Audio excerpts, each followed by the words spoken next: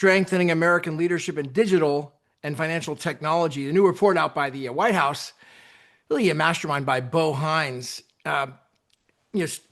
Stephen, the attorney for Stephen Miller as well is like probably lead counsel on it, looks like. But I'd say Bo Hines is really the guy. So in this video, I want to break down who Bo Hines is and what he's really up to from what I know, and also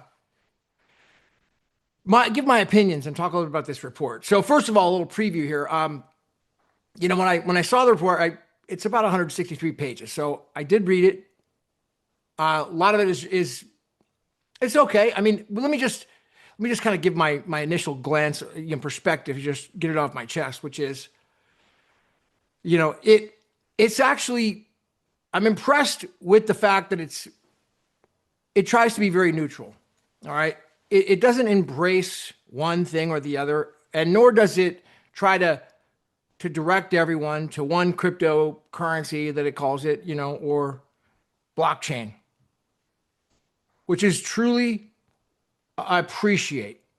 Whether you believe in the original Bitcoin blockchain or not, I appreciate that them writing this report in a neutral way and not making it all lobbied by a particular crypto or something. Let's say XRP gave them a bunch of money and they're lobbying XRP. I don't see that at all. So what they are doing is laying out the framework for how this could potentially work.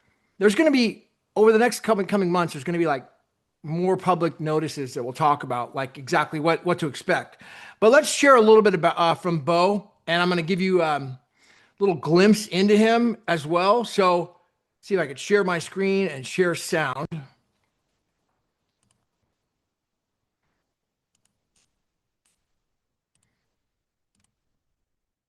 And what you see with this product is really a comprehensive framework, along with recommendations that really show how serious we are about being the crypto capital of the world and creating an environment that allows industry to thrive and succeed here in the United States. I mean, look, this is the best place to do business. We have the best capital markets, and our message to folks that went offshore is welcome home. This is a new era, a new chapter, and with that, there's just a ton of excitement being generated about this report.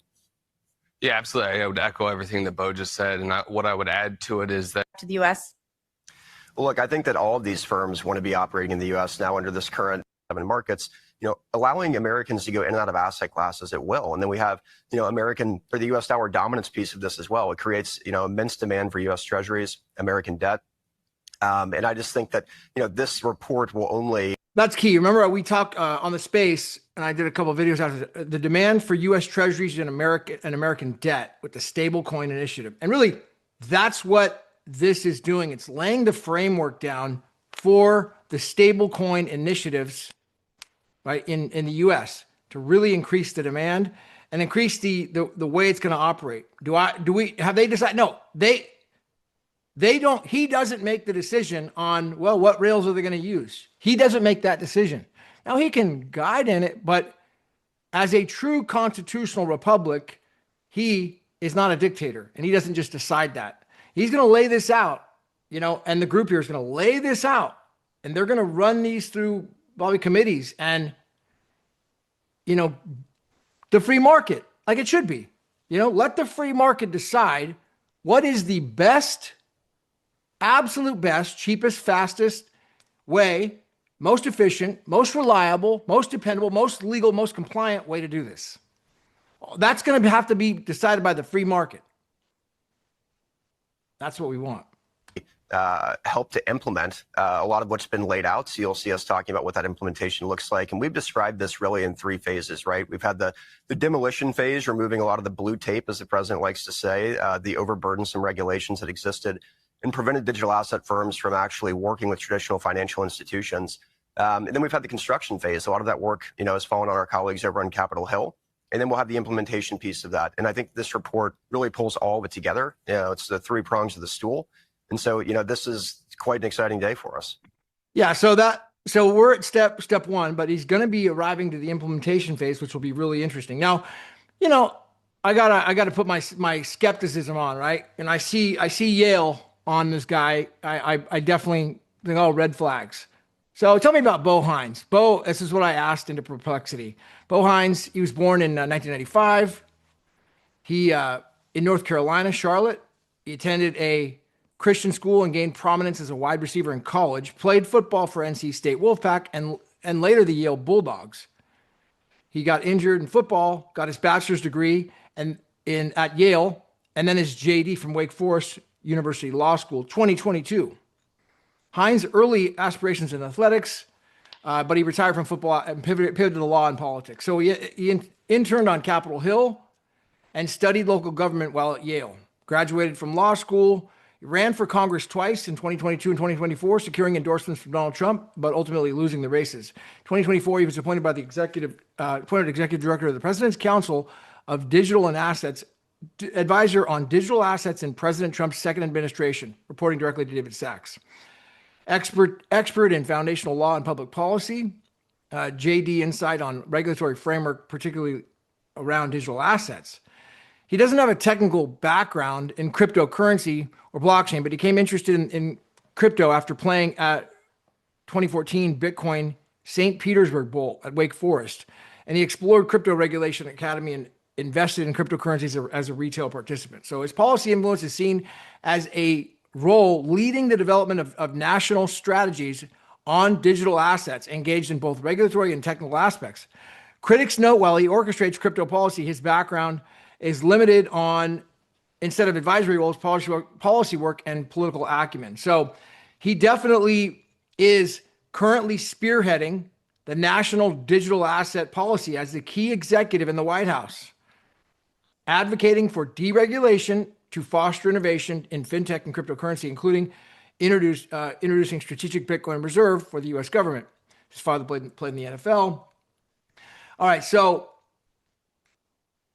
you saw the Yale. I said, is he a member of Skull and Bones? When I was in college, you know, I was in Delta Chi fraternity, which is not like Skull and Bones. It's not a secret society type. It's just a fraternity. But as a fraternity guy, you know, when I saw Trump and Kerry running for president when I was in college, would have been 2000, and they were in the same fraternity in college. And I thought, wow, how can these two guys be opposed being in the same fraternity from college? It didn't make any sense to me, you know. So I knew there was something wrong. It was my first glimpse into something really being wrong with the system. And they were in Skull and Bones. And so was this guy in Skull and Bones at Yale? There is no evidence of him being in Skull and Bones. None of the Bones members, including any sports camps, leaderships, do not mention his involvement in Skull and Bones or other fraternities, societies types. His career at Yale focused on his student athlete, his work as a Yale student athletic college council, internships. He was active at Yale primarily as an athlete, but no record of Skull and Bones at all as a secret society. So what evidence from the search does Bo Hines connect to Skull and Bones? There's no evidence of any connection between Bo Hines and Skull and Bones. None of the sources reviewed. Skull and Bones members, Yale Campus News. I mean, I think that's freaking kind of. I'm surprised because I would expect if you have a conspiracy out, you're a skeptic. If you're a skeptic, which you should totally be skeptical about all this. I mean, I am. That you figure that, well, this guy's going to be a secret society guy, and he's just in there to screw everybody over, like the last people have done. That's his. But look at that. Why would he be in there? He's from Yale. He's not a Skull and Bones member. All right. So, and he's definitely, if you notice, he is directly leading the working group. He's a very, very influential leader in this capacity. So, on to the report. I mean, it's a market structure. One of the things I notice here is it references a lot of the discussions from Satoshi Nakamoto, talking about scale. When there's enough scale, maybe there can be an exchange. It doesn't do transfers, just matches up buyers and sellers to exchange with each other directly. To make safer, the exchange site could act as an escrow or the Bitcoin side of the payment. The seller puts the Bitcoin payment in escrow and the buyer sends the conventional payment directly to the seller. The exchange service doesn't handle any real world money. So Satoshi was prescient in his vision of an exchange site before centralization or decentralization exchange came in the fold. You talk about Mt. Gox and these others. Now, I think what's key about this report is that he's championing the So one of the when it talks in the paper there about hard fork, it talks about hard forking in there, and one of the links is this Fidelity link here, and it talks about what a hard fork is, explaining how hard forks and soft forks are work in crypto, and it references that. Let's look at one example. One critique is not okay. Hold on. Okay, not everyone in the Bitcoin community agrees on the block sizes necessary to ensure decentralization. In these situations, the community, Bitcoiners, can vote to execute a fork that splits the Bitcoin blockchain in two separate blockchains. One blockchain maintains the traditional block size, while a new one runs on a larger block size. Both blockchains maintain the same history. In 2023, it talks about here. With that said, the two most successful, this is Fidelity, right? It's not the report, but it did reference this link. This is just false, but it says this. It is Bitcoin Cash and Bitcoin Gold. I never heard of Bitcoin Gold before, but apparently it's under BTG, and it just is a trading thing. It's price. I saw a couple posts from it. It's very, very small market cap, very under users, not too many users, and it doesn't have much of a. It doesn't appear to be doing much. I mean, they're promoting the price is going to go up by more. That was what I saw. And Bitcoin Cash is a great thing. I mean, that did start. It has a lot of traction. That did really well. But they didn't mention the big one, for some reason. Now, here is interesting because it does mention, if you notice here, 209, it talks about in the Genesis block of Bitcoin, the first ever mined block, famously contained the headline from the day it was created. The Times, 2009, Chancellor on the brink of bailout. Then it references, for some reason,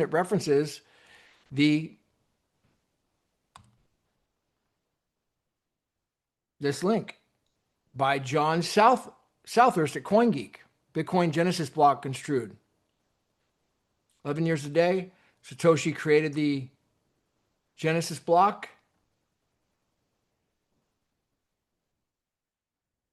Wow. There's a line in the text in the Genesis block Coinbase. Many took this to mean that Bitcoin must be an anti-money laundering, etc. But that's only half right. As Dr. Wright explained on a fireside chat at CoinGeek Soul, the headline serves as a real-world timestamp for the Genesis block, but doesn't mean Bitcoin is out to destroy banking. Rather, it's a call for accountability and transparency. He did disagree with the notion that banks should be bailed out of public money. I don't want governments to nationalize business. I want businesses to work and fail on their own. It's more of a statement protesting broken capitalism than against the government itself. There's a YouTube link here, which might be down. No. Thank you, Dr. Craig. Pull forward then. I know I need to move up. Well, this is a link that is actually unlisted that you can access from this thing. That's referenced on the article. That's why. Thank you for those lovely thoughts. Thank you. Yeah. So we're going to continue the conversation we started in Toronto. For those of you who were at CoinGeek Toronto or watched the video, we had a conversation, Craig and I. Screwed up their banking. Aren't I? No. I don't think I am. Aren't I? Okay, this is the story behind that. This time I want to do something a little bit different, although I'm first going to ask you something I didn't ask you in Toronto, which is the choice of the Satoshi Nakamoto name. We did talk about it a bit, but I never asked you why you chose a Japanese name. And since we're here in Asia, not quite Japan, but in Korea, figured, why an Asian or Japanese name? You're not Asian. Aren't I? No. I don't think I am. No, I have a history of using Japanese names. When I grew up in the 90s, Japan was the big new thing. Everyone thought that Japan was going to overtake the US until they screwed up their banking. And basically you had this culture that was part of everything I did. I grew up with manga. I grew up with martial arts, both Chinese and Japanese styles. And I grew up in a world where I had my first girlfriend was sort of in and out of Japan working and all the rest. And it was just something that was part of me. And on top of that, I had a person in my life, Miyamoto, and he was one of my first trainers, and after my mother and father split up, acted as a father figure. So, Yeah, so that's why I chose. All right, so that is a link there that you can check out. Let's see, stop. That's going to be directly from 209 on page 63. And we're talking here about, this is basically an introduction, okay, to banking and digital assets side, chapter 4. Going into Satoshi Nakamoto, and then who does Bo Hines reference?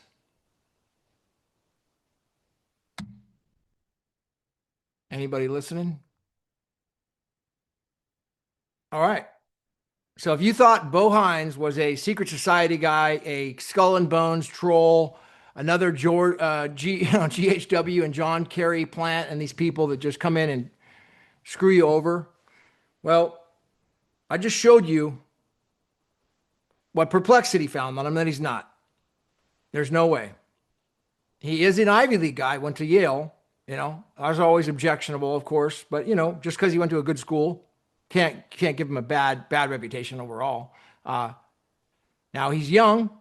He is the mastermind behind that project. But again, when you start to understand the separation of powers that we're operating under the Constitution here, that executive power doesn't have the ability to just go out and do all this stuff and make all these decisions. It's going to lay the framework for Congress to decide.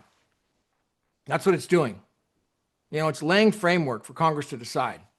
So while this can be very instructive, though, but I think it's important to note that the guy who's putting out the report, I'd say he's the head mastermind behind that report from all the research I'm looking at, is linking that article and that video to none other than Craig Satoshi Wright. What does that tell you? All right. That's all I got. If you like this video, hit the ones. My name's Gavin. A hell of a lot more to come, okay? I'll see you at the top.